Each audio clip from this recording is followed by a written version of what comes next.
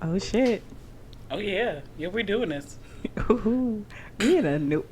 Hold on. First of all, we're in a whole production in this whole. Yeah, So I feel like we just can't be like, hey, welcome to Code Switching we Naturally. gotta come up with something like interesting to do. Like shit. I don't. What? But anywho, welcome back to Code Switching Naturally. I'm your girl AJ, My name is Channy, as usual. as usual, and Yeah. so we had a conversation, and we were looking back at the last couple episodes, and we realized we never really did like a. Like an introduction to like what this is. Well, I mean, we did an introduction, like, "Hey, what's up? We She here." swears that we did an introduction. We did. It was, "Hey, what's up? We here." We did an introduction. That is not an introduction. That's an introduction. That's a, "Hey, nigga, we're here." Anyways, What's up? this is an introductory episode. Hello. Welcome to Code Switching Naturally. I mean, it's more of like a, let's define what code switching is. All right. Not necessarily welcome to Code Switching Naturally, because bitch, we're here. Period. Episode 3. Period. Episode 3. I mean, let's We in the game. talk about it. So, for me, I may have a different definition of what code switching is. So I'll let you say what yours is, and then we might have the same one, because we're literally like in sync, and I don't like it sometimes. It's really weird. That's true. Yeah. For me, code switching is actual like a switch of dialect. Like if we really think about like linguistics and like break it down at that point, the fact that we really as like black people speak two languages. You better use your big words, linguistics. and shit. Linguistics. Linguistics. and Anyway, shit. Okay. yes, we speak two languages, and we do, and we actually switch between those very naturally. Oh my god! Hence, Code switching naturally. But like we actually do, we do that, and to me, that is what code switching is. It's really the switch between two different dialects, or even several different dialects, depending on the kind of person you are. Maybe you have lived in several places. Like you've lived in Florida, you've lived up north. The dialect that you use between the two is different. And actually, let's be more specific here. I've lived in Cleveland, Ohio, Right. Jacksonville, Florida, Daytona Beach. Then I lived in Washington, D.C. Exactly. So you probably have a lot of dialects. You know what? And it's crazy because when I go back up there, I understand what the hell they're saying. Like, okay. The DMV accent that they be Listen, using. and then it be. So I get the lingo, so I can actually watch the videos and laugh about it. But it took me a minute to get there because I used to work at a school, and these kids, they're not kids, but the people that used to work with me, he was like, "Man, that she jaw like curry me, Mo," and I was like, "I'm sorry, what?" First of all, let's break down the sentence. She jaw like curry me, Mo. What does any of that mean, actually? Basically, she was getting on his nerves. Could have said that. To simplify it. Could have said that. He did say that. Mm-hmm. He did. He said, "She jaw like curry me, Mo." Good point. That's what he said. That is what code he switching said. is. What he said, and he meant what he meant. But I was like, did somebody you literally let somebody pick you up and carry you? Like, I don't understand. And whose mouth? And who, like, I realized like Mo or is the same thing as Jit down here. Yeah. So I got that part because everybody was saying Mo for some reason. So I understood that. But what's interesting, and pretty much we have the same definition, but let's just be clear. I can speak professional, or I can speak straight Ebonics. Those are the two. See, okay, so interesting thing. There is a lot of controversy about even calling it Ebonics, or even saying that there's a difference between speaking professional or like things like that. If we're being specific, it's called AAVE, which is African American Vernacular English. Correct. And Ebonics actually, because of where it derived, is actually derogatory. Like people don't actually use like the term Ebonics anymore. Okay, so since we're here, since you brought it up, okay, nigga, it's Ebonics. Like I ibonically told your ass I ain't finna do that shit. I mean, you can do that too. I mean, it's period. I mean, at the end of the day, nigga was supposed to be offensive too, and we use that. It was like, fuck it. What's up, my nigga? Like, period. Now, I will. Okay. No, I'm sorry. I'm standing on that 10 toes. I just think that, but that's also the same thing of like, okay, well, we take things back and make it make meaning, and we take things back to make it fit for our society. I get that. I try not to use nigga so much. I really do. But sometimes a nigga is what a nigga does. Niggas gon' nig. You know? Like niggas gon' nig. Like that thing be thinking. Niggas gon' nig. Niggas gon' nig, and you gonna have to call it out. And sometimes it's not that they're ignorant, but you do ignorant shit. It's not even like, there is just certain things where I'm just like, it's not even ignorant. I'm just like, that's nigga shit. That's some nigga shit. It could be actually hood intelligence is real, and I call that you know nigga what? Shit. You know, okay, so the crates challenge is nigga shit. Yeah. That's some nigga shit. First of all, where the fuck they getting all these crates from? That's first of all. Listen, apparently you get it from $1.99. $1.99 from where? I don't know. Dollar store? No, God. I'm not finna spend no $1.99 on a crate to fall off of it and bust my ass and break some shit. Who finna do that? Obviously, okay, never mind. Don't answer that. So we're gonna get back on topic here. We're gonna go. Fat. We're niggas. Pure D niggas.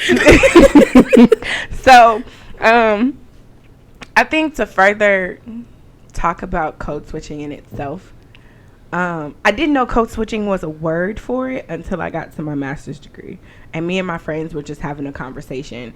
Me and my other black friends. Actually,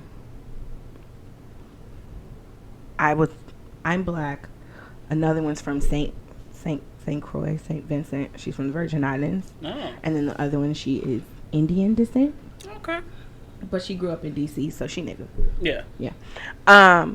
It was just interesting to have that conversation, because when we weren't in class, it was vernacular all day, every day, no problem.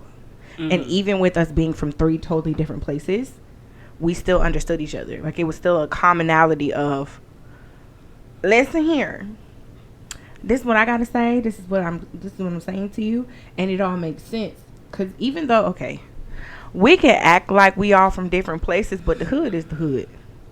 I think there's a lot of the commonality amongst that, like that what you say is like the hood is the hood. That is that familial feeling that we create as black people. And let me say and this. It grows into our language.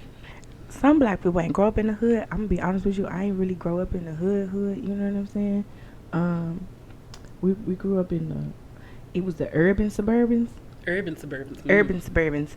Cause like if you go over there now in Ohio, it's a little hood nowadays. But like when we were there, it was more like, hey, we're middle class people, and like we not poor, but we ain't rich neither. Right. It was, you know, Bone Thugs and Harmony. Mm-hmm. In their videos. Oh. That's where I grew up. Okay. Like, we grew up within the same block vicinity. Right. Randomly, I kind of remember one of the boys, the Bone Thugs and Harmony sons. I remember him a little bit. We used to play around in the same blocks, honey. It was a block radius on the east side. It was a block radius. Anywho, moving forward. And then I moved here, and my mom was like, "No, we're not going back to the hood. We staying on the south side." So me and my friends used to like play around and act like we was in the hood on Bay Meadows, talking about 9800 block. Right, like it was so bad. But vernacular, first of all, I hate the way that sounds. Like, you hate the word moist, I hate the word vernacular.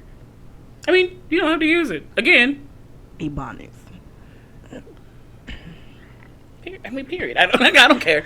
But also, since I'm a professional, you know, in professional settings, because we still have to code switch in professional settings, you then have to say professionally what it is. I professionally tell people to kiss my ass every day. I'm like, I'm sorry that you may test that theory at your earliest convenience. That is going to be my favorite thing ever. Fuck around and find out. Like, that was such a great video. That he was just like, and then they said it's HR approved.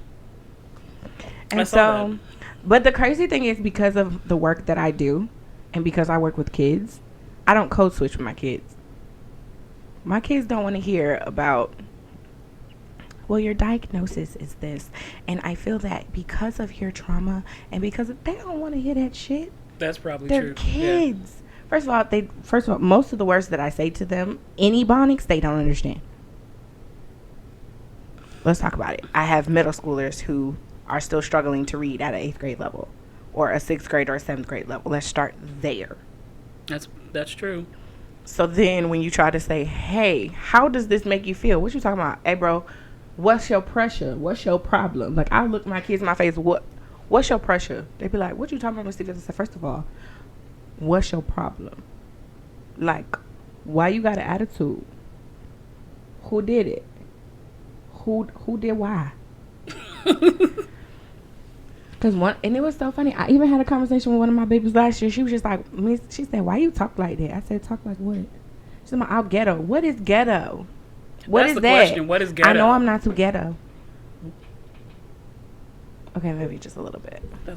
Maybe just a little bit. It's okay. Ghetto fabulous. Ghetto. I am sophisticated. I am very. You know what? And okay, we have to talk about this because being HBCU graduates, sophisticated, especially Cookman graduates, you have to admit that everybody who went to a HBCU fits the personalities of their schools. They do. The great Bethune-Cookman University. The great. We fit that. Whenever we say it, we have to say it that way. Like, you have to say the great Bethune-Cookman University in Daytona Beach, Florida. Like, it's mandatory. The world's greatest beach. The world's most famous beach. Okay? And so we realize, like, when you go to other HBCUs, being from Cookman, you realize that we are really bougie. But when it's time to get a little rache, absolutely, we will go there. And you know what's really interesting? When I came back from high school, when I came back home from college, and I met with my friends from high school, I used to always hear, "You came back so black. You got so black." And I'm black as fuck. And the thing is that what's crazy is, girl, I've always been this black. I have always been this black. Okay, but great segue. So, because we've had this conversation off camera and we've had this conversation off the things. When did you really understand the gravity of your blackness? Literally when after the first semester of Cookman and I came back home, and when I realized that the old friends that I used to have did not, I realized that some of them actually, when I became who I really was, and like I settled if like I'm not gonna pretend, I'm not gonna do this code switching thing all the time just because I feel like I have to. Correct. Realize that they don't like me. I realized a lot of people, like, you don't like me. I think they were more comfortable with the you that you were giving them because they can control it. Yeah. I think for me, it's so weird because my mom even hated the fact that I said, you didn't teach me what it was like to be a black woman. She was like, I was always hard on you. Being hard on me does not mean that you're showing me how to be a black woman. And it doesn't mean that I understood my blackness. And so I went from having a permed wrap, to having a big ass afro. And so, and it wasn't because of, oh, I wanted to be down or I wanted to be blacker, so to speak. It was, I needed to discover who I was in the true essence of like me and understanding, girl, enjoy your blackness. And there's nothing wrong with being black because they always tell you, oh, you're too loud or you're too angry or you damn right. Because right now what you said was stupid as fuck and I want to beat the fuck out you. How about that? I have a right to be mad, and a part of me being black is accepting the fact that sometimes what you say is stupid as hell. True. And I'm gonna tell you about yourself. I've always been outspoken. I've always been talkative. And I've always been me. Like mama. I've learned a lot of things from my mother when I was little. Like I learned how to be me in an opposite roundabout, offhanded way. Right. Like she did not like me, couldn't stand me actually. She was just like, sis, she said, You were not the daughter I had pictured in my mind of what I wanted my daughter to be. And she wanted to alter me or tell me to conform to and be this way. I was like, that doesn't make sense. I'm not doing that. I think a lot of mothers do that. They try to mold, especially their daughters, they try to mold their daughters into a version that either a version of a woman that they couldn't have been or that they didn't have the opportunity to be. Or one that's safe. Or one that is safe because of what they've experienced. And it's crazy because my mom has never experienced racism, like, ever. But she knows it could happen. Well, that's because I've experienced racism. She's never experienced racism until I did. I experienced my first, like, encounter with racism at 14 working at Chick-fil-A. Right. In the Avenues Mall. And it wasn't from customers. It was from the people that I was working for. And so it was interesting to experience it because in Ohio, I'm going to just tell you, the white folk mind their business for the most part. They minded their business. They didn't look at you crazy. They didn't say, oh, you're not supposed to be here. They didn't care. Like, they was on their side of town. We was on ours. If we intermingled here and there, this is also what I learned. Southern people, y'all too damn friendly. Like, why are you talking to me right now? Like, I remember when you had in church where they used to tell you to stand up and they'll come and greet you and say, hey, welcome to the church. We went to Bethel the first time. I had pure D anxiety, and I don't have anxiety. Because I'm like, why are all these people swarming us to come and say hi? We're just trying to say hello. Okay, we want y'all to feel welcome. Or walking down the street. Y'all just say, hey, how you doing? We don't expect much back. That's the part. We're not expecting a lot. Well, I'm actually having a shitty day. Let me tell you about it. Okay, but then you still expect I'm good, have a good day. Like, you say, hey, and you're like, that's why people up north, we don't do a lot of that talking. We don't. That's true. We don't. Y'all really don't. New York is worse. Yeah. Them people don't. Listen, they'll bump your ass out the way. I hate it. I ain't that rude, because they be on a mission. They be walking 15 miles an hour. Yeah. Get your ass out the way. And in D.C., I did get mad. It was walk to the left, stand to the right. Y'all tourists used to bring y'all ass to D.C. and be in the way. We got things to do, baby. This metro train only give you 3 minutes to get on that bitch and it leave you. And then you got to wait another 12, 15 minutes for the next one to get there. Who has time for that? I got somewhere to be. I think that's probably the general consensus of most people who don't want to do that. It's just, I got things to do. Shut the hell up. But you know what? Going back to like the first experience of racism, I'm realizing that my first experience with racism was microaggressions. I was learning what microaggressions were. Because I went to a middle school where the racial divide was clear. I went to Landon. It was very clear. White people were over here, Hispanic people were over here, and black people were over here. And what I experienced is when I went to try and like hang out with people who looked like me, apparently I'm not enough black for them. And then I went over to like white people and it was like, I'm not about to be one of your objects. My experience with the white people was like, we have a black friend. Yeah, you were that, hey, that token black friend, like, I have black friends. Yeah, and then like that, because I was uncomfortable and I was young at that age, I didn't know how to like navigate that experience. So most of the time I was just gonna shut up. When people did like uncomfortable things around me, I'm like, I don't know how to navigate this experience. I don't know what this is, but I know this doesn't make me feel uncomfortable. You know what's crazy? You know, absolutely shit crazy. So it's a running joke in our family, but it's absolutely true. Quentin has white friends, but very few black friends.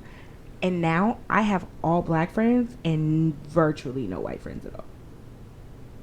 I used to when I went to Manager Middle. Let's start there. And the friend I had, I didn't realize that they were microaggressions until now.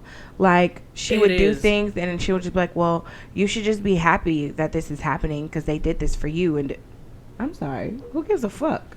This was supposed to be my birthday. I don't want this. Like, it was just weird. A lot of looking back on childhood, especially childhood friendships with people from outside of your race, you realize is microaggressions. Completely. And that you didn't know how to navigate because you're young. Because then I saw that they voted for Trump and they were all the rage. The Trump epidemic it's still an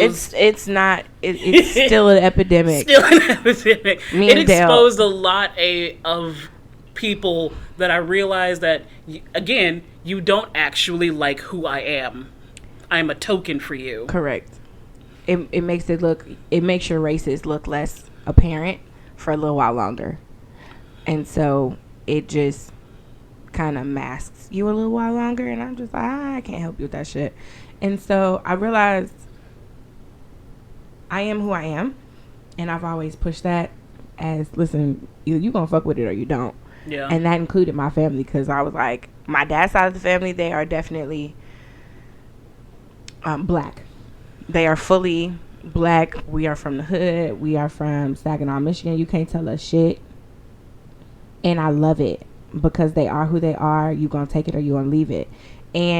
But at the time, because me and Quincy grew up so differently, before we got to Florida, we talked very proper. We said all of the ends of our syllables, and we were very much Ohioans, very much so. And my parents had a particular way of how they want us to be raised.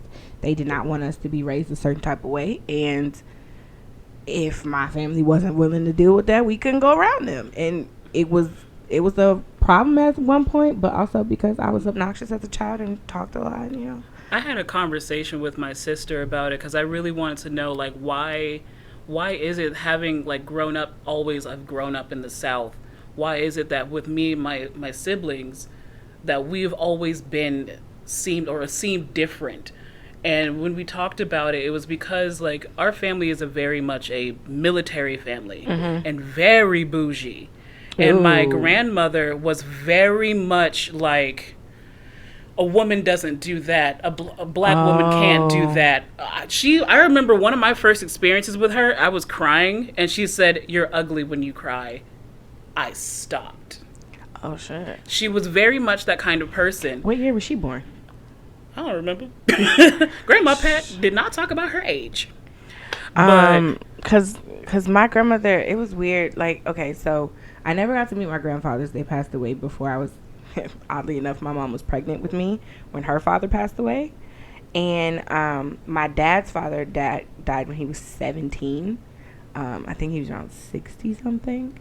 Like, my grandfather was born 1918 and my grandma was born 1928.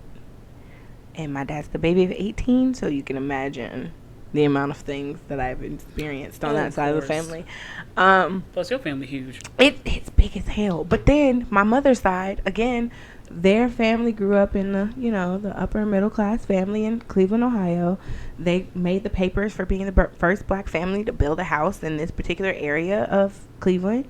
And so it was very much about image. Not necessarily image. It was just they were different. They walked different.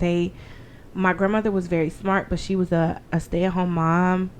And then her and my grandfather did, like, investment things and stuff like that. So they were like a couple. Yeah. I'm still upset though, because she was a really bomb seamstress, and she used to make her and my grandfather's outfits and stuff. I was like, I really want those.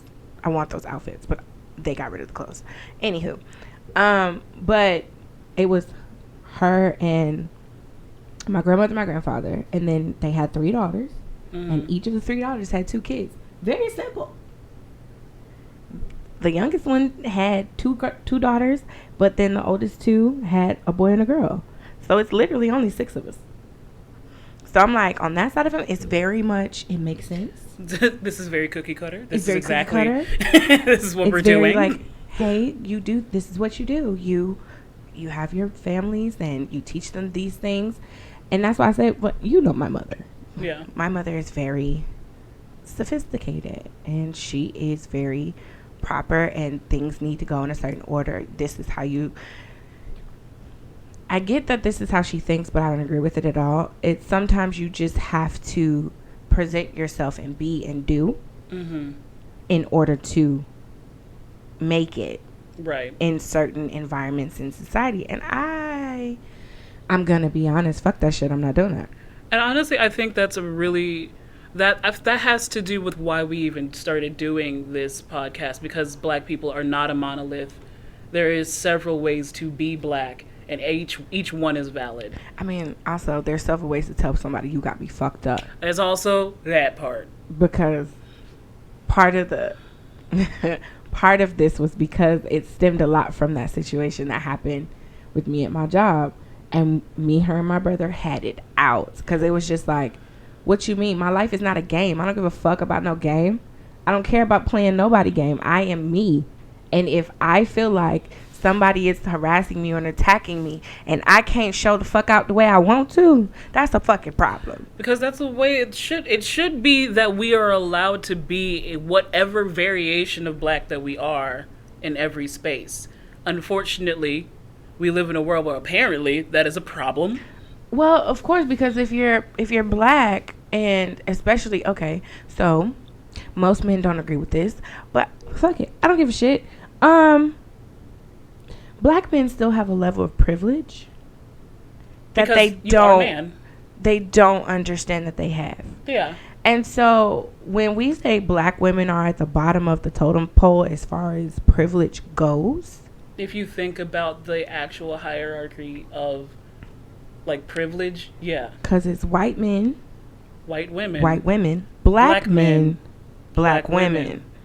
And then you get into, when you want to add like, okay, sexuality and all that shit, okay. You want to add in sexuality, you want to talk about maybe like the fact that there's other races that exist in here, but when we talk about in relation to white population and Black population, we understand it as it's been white men at the top all the time, and on the bottom of the rung it's been Black women. And it's so okay. Since when did people of color become more than just Black people? When did that happen? So I feel like that happened when other minority races started realizing that, yeah, this shit's kind of happened to us too. I want to get involved. Okay, because when they be like people of color, and I be looking, I be like, baby, what color you see on her skin? Because I don't see it. The thing is not to discount that, like, the minority races, like the minorities all, like, they have their own struggles. Correct. But you cannot compare that to the fact that Black people have a different kind of experience here. And it's a different kind of experience that keeps trying to be pushed under the rug. So, okay, on Twitter today, this man was reupholstering a very antique chair. Do you know it was real cotton and real slave hair? They used hair of slaves to upholster a fucking chair. That's trauma to us. that's a different kind of trauma. A fucking chair. And then you were using babies, Black enslaved babies, as alligator bait. They won't even talk about the level of trauma and the level of despicable and atrocious things they did to people who were enslaved. Yeah. And then you want us, there's no reparations. There's just, it was 400 years and then you guys were free. No, bitch. There was 400 years. Then the Jim Crow laws. Not to mention the overarching effects that lasted, that last to this day. You guys like say that everybody has the same economic opportunities, and that's not true. That's not even halfway true. Like, there's a whole bunch of... Oh, shit, I just got thrown off. Hold on. There's a whole bunch of different, like, even if you walk into a bank and try to get a loan, they're automatically going to give you more interest, like, give you a higher interest rate just because you look Black. Or are Black, rather. We could talk about that all day, though. Listen, okay, so, girl, you see, you about to get me started. All right, so now, we're going to wrap it up. This little thing, you know what? I love microphones, right? Mm-hmm. But this little thing has been trying to hold my hand this whole episode. And I feel like... It's a romantic. And anywho, so, it's time for music of the week. And Hold on, where my phone? Because we gonna talk about this. She finna shit. blow my head off with this. I am finna go so off. Now, we oh God. So I was on the Shade Room because I actually do like some of the debatables that they use. I hate the Shade Room. I do hate the Shade Room because they are very much toxic. But sometimes they have these really dope musical questions or musical debates and stuff like that. So I go looking for those. So Lizzo, hey queen, decided she wanted to make a very trash list for the most part. So King of Pop, she said, was Michael Jackson, which is non-debated. Non-debatable. We're not gonna argue about that. That is what it is. Fuck that shit. Queen of Pop, though, she said Janet Jackson. Interesting choice. And that's all I'll say about that. Because is she really considered pop? Because, okay. All right. Moving on. She said Prince of Pop is Justin Bieber, which, fuck no. Absolutely not. I will not accept that. I will not accept that. I will not allow that to be said. Okay, so if it's not Justin Bieber, then who? That is not the point here. No, I'm asking, like, who would you put in place of that? Oh, that's really hard. Oh. Because Prince of Pop, I'm thinking maybe Justin Timberlake. Maybe. That is so hard to do. When you say Prince of Pop, because I'm not here's sure. the thing, though. Here's the thing with Michael Jackson, right? He's the king of pop. He's the only thing. He's the king of pop, but he was also once a child, and he was still kicking it. Yeah, but can we give it to him twice? No. Damn. Because he's king of pop. That's why he's the king. You can't take that from him. He's the king. Mini Michael. Clone him. Mini Michael. But Mini Michael was also Mini Michael and Jackson 5. The prince is a pop. Anywho, Jackson 5. The princess of pop, she said, was Britney Spears. Now, if we talk about pop in the general sense, as far as like what she's done for the genre, I give it to her. Like, I see what she's talking about. Britney Spears was an icon for her time. Okay, but we still need to figure out who the Prince of Pop is. But anywho, she said the pop y'all princess can tell us what y'all think about that. I mean, okay, sure, fine. But the pop princess, she said Rihanna. Anywho, she said the queen of music is Beyonce, and I can't give that to Beyonce. I can't give it to her. I cannot very well give her queen of music, and we have people like Whitney Houston and motherfucking Diana Ross. Like, we have so many icons. Cher, Donna Summers, like, fuck, there's so many. You know what I just thought about? Didn't they call Aaliyah Princess of Pop at some point? They called her Princess of something. I can't remember. But even in her short span, we can give her that. But anywho, then she said Queen of Soul is Aretha. Duh. Queen of R&B, Mariah. Fuck no. I'm not giving Mariah anything. And then Queen of Hip Hop voice Soul. Lessons. And she can come for me about that. Okay. Queen of Hip Hop Soul is Mary J. And Queen of Rock and Roll, Tina Turner. Okay, sure. I'm really upset with her about some of these choices, but anywho, it's cool. So song of the week for you. Song of the week, I love Smino. Oh, you're back on Smino. Yes, I am. Okay. And I have been listening to Netflix and Duce constant. It's my jam. Did you say that one of these episodes already? No, I did not. But you did say Smino before. No, you didn't say Smino. No, I didn't. Just kidding. Okay. But Smino, listen. Smino's so great. Smino's great. Lord. It's just good. I mean, you can show me some things. Because I didn't know about Smino until Yeba. Is that bad? Okay. So song of the week for me would be I've been listening to so many things, but her name is Brie Bobineau. I think I said that wrong, totally wrong. But her song "My Everything," I've been in a really like gospel spirit this week, and I listened to that song like at least 10 times a day. Because for her to say, "If I lost everything and I didn't have anything, you'll still be my everything." Praise him. And on that note, because Jesus is my homeboy. Yes. And I don't know. I've been in a really not weird space, but a different space, and so that song just reminds me that like, because it's been a shit year, bro. And so even when I thought I lost my mind, where I thought I lost my heart, where I thought I lost myself, at the end of the day, I still had everything. Sheesh. All right. Well, on that note, we need to wrap that up. Yeah. I almost went there. So, this was a great episode. This was fun. This is great. Oh, yeah. I just shout out to Wonderground. I said Media. I am so sorry, Bob. Wonderground Media for allowing us this space and like allowing us to record here, because this is dope. This is really great. This has been so fun. I love y'all. This is so great.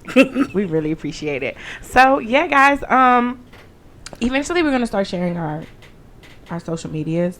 Mine is private, so you can't go on my page, but it's okay. So yeah, follow, comment, subscribe. Let us know this is definitely gonna be on YouTube. Yeah. Code Switch Naturally. Share with your friends. Yeah, share with all your people. And, tell a friend to subscribe. I don't know why y'all keep watching and not subscribing. We're like a good time, so. Literally, there are 30, like, list views, and we have, like, 3 subscribers. Come on, go on and subscribe. Legitimately, what the fuck? But okay. Please. She's going to get very upset. But until next time, arrivederci, sayonara, adios, hasta luego, hasta mañana. Bye. All right.